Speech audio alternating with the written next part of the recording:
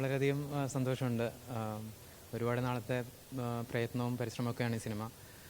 ഞാൻ ഇൻസ്റ്റിറ്റ്യൂട്ടിൽ നിന്ന് ഇറങ്ങിയിട്ട് എനിക്ക് തോന്നുന്നു ഒരു 8 വർഷം എടുത്തു ഈ സിനിമ ചെയ്യാനും അത് റിലീസാവാനുമൊക്കെ. അതിൻ്റെ ഇടയ്ക്ക് ഒരുപാട് ചലഞ്ചസും ബുദ്ധിമുട്ടുകളൊക്കെ ഉണ്ടായി, കോവിഡ് ഉൾപ്പെടെ. ഒരു സമയത്ത് ഈ സിനിമ ചെയ്യാൻ പറ്റുമോ എന്ന് തന്നെ തോന്നിപ്പോയ നിമിഷങ്ങളുണ്ട്. അതുകൊണ്ട് വളരെയധികം സന്തോഷമുണ്ട്.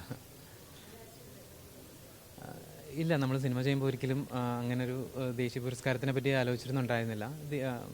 സിനിമ നന്നായി വരണം, ജനങ്ങളത് നന്നായി സ്വീകരിക്കണം എന്നൊക്കെയാണ് നമ്മൾ ആഗ്രഹിച്ചിട്ടുണ്ടായിരുന്നത്.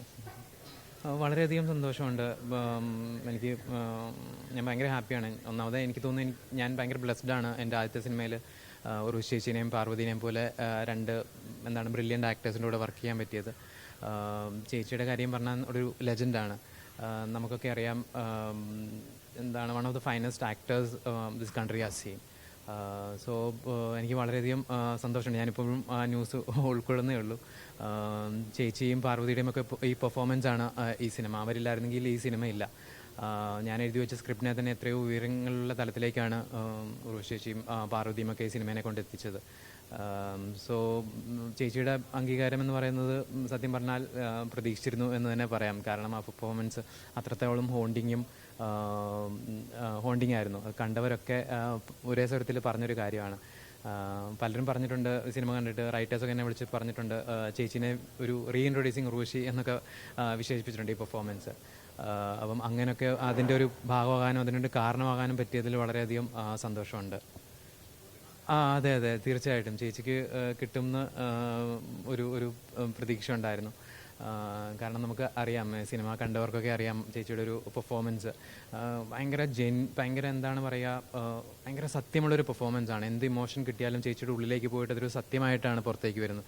അതിനകത്ത് ഒരു തരത്തിലുള്ള അഭിനയമുണ്ടെന്ന് പോലും നമുക്ക് തോന്നില്ല. ഞാൻ തന്നെ എഴുതി വെച്ച സീൻസ് ഇവർ ചേച്ചിയും പാർവതിയും പെർഫോം ചെയ്യുന്നത് കണ്ടിട്ട് ഞാൻ പോലും ഇമോഷണലായി നിന്ന് പോയിട്ടുണ്ട്. ചില സീൻസൊക്കെ ചേച്ചി ഒരു സിനിമയുടെ ആദ്യം ഒരു 2 മിനിറ്റുള്ളൊരു ലോങ് ടേക്ക് ഉണ്ട്. അതിൽ ചേച്ചി വന്നിരിക്കുകയും ആക്ഷൻ എന്ന് പറഞ്ഞതിന് ശേഷം പിന്നെ കാണുന്ന ഒരു മാജിക്കാണ്. പിന്നെ കട്ട് പറഞ്ഞിട്ട് ഞങ്ങൾക്ക് വേറെ ആംഗിൾസൊക്കെ എടുക്കണമെന്നുണ്ടായിരുന്നു. പക്ഷേ ചേച്ചിയുടെ ആ പെർഫോമൻസ് കണ്ടപ്പോഴത്തേക്കും ഇനിയൊരു ആംഗിൾ എങ്ങനെ വെക്കുക എന്ന് പറഞ്ഞിട്ട് ഞങ്ങൾ പറഞ്ഞു, ചേച്ചി ഇത് അടിപൊളിയാണ് എന്ന് പറഞ്ഞിട്ട് ആ സിനിമയിൽ ആ ഒരൊറ്റ ഷോട്ട് മാത്രമേ ഉള്ളൂ. വേറെ ഞങ്ങൾ ചെയ്ത ഷോട്ട് ഡിവിഷനൊക്കെ ഞങ്ങൾ വേണ്ടെന്ന് വെക്കുകയാണ്. അങ്ങനെ നമ്മളെ അത്ഭുതപ്പെടുത്തുന്ന ഒരു പെർഫോമൻസാണ് ചേച്ചി. പിന്നെ ചേച്ചിയോട് വർക്ക് ചെയ്യാൻ പറ്റുക എന്ന് പറയുന്നത് ഞാൻ ഓർക്കുന്നുണ്ട്. ഞാൻ ഈ സ്ക്രിപ്റ്റ് എഴുതിയിട്ട് ഡിസ്കഷന് വേണ്ടി ചെന്നൈയിൽ പോയി ചേച്ചിയുടെ കൂടെ ഒരു ദിവസം മൊത്തം ചെലവിട്ട് വന്നപ്പോഴത്തേക്കും എനിക്കൊരു യൂണിവേഴ്സിറ്റിയിൽ പോയിട്ടൊരു ക്രാഷ് കോഴ്സ് ചെയ്ത ഫീലിംഗ് ആയിരുന്നു. കാരണം സ്ക്രിപ്റ്റിലെ ഓരോ രംഗങ്ങളും നമ്മൾ ഡിസ്കസ് ചെയ്യുമ്പോഴത്തേക്കും ചേച്ചിക്ക് അതൊക്കെ റെഫർ ചെയ്യാൻ ജീവിതത്തിലൊരു അനുഭവം, ഒരു എക്സ്പീരിയൻസും ഒക്കെ ഉണ്ട്. അപ്പം എല്ലാ ഇമോഷൻസും വളരെ സത്യസന്ധതയോടും ജെന്യുവനായിട്ടും ഉള്ളിൽ തട്ടിയുമാണ് വരുന്നത്. അതുപോലെ തന്നെ വളരെയധികം ബുദ്ധിമുട്ട് അനുഭവിച്ചു. വെള്ളത്തിൽ നിന്നിട്ട് അഭിനയിക്കുക എന്ന് പറയുന്നത് ഭയങ്കര ബുദ്ധിമുട്ടുള്ള കാര്യമാണ്. കാരണം ഈ സിനിമയുടെ ലൊക്കേഷനിൽ ഓരോ ആൾക്കാരും ഓരോ ദിവസവും അസുഖം വന്നിട്ട് മാറിക്കൊണ്ടിരിക്കുകയാണ്. നമ്മൾ അങ്ങനെ എല്ലാവർക്കും കാലിന് ബുദ്ധിമുട്ടുണ്ട്. ചേച്ചി ഇന്ന് കാണുമ്പോഴും പറയും, കാലിൽ ആ ബുദ്ധിമുട്ട് ഇതുവരെ മാറിയിട്ടില്ല എന്ന് പറയും.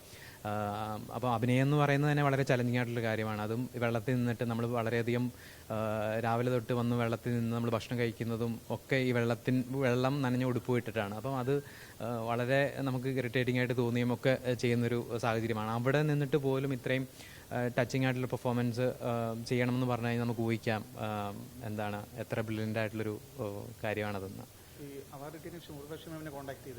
ഇല്ല, ഞാനിപ്പം അതിനുള്ളൊരു സമയം കിട്ടിയില്ല. ചേച്ചിനെ എന്തായാലും വിളിക്കണം ഉടനെ തന്നെ. സ്റ്റേറ്റ് അവാർഡ് കിട്ടിയപ്പോഴും ചേച്ചിക്ക് വളരെയധികം സന്തോഷമായിരുന്നു. ഞങ്ങൾ ഒരുപാട് നേരം ഫോണിൽ സംസാരിച്ചു. അപ്പം തീർച്ചയായിട്ടും ഈ തിരക്കെന്ന് കഴിഞ്ഞാൽ ആദ്യം ചേച്ചീനെ വിളിക്കും.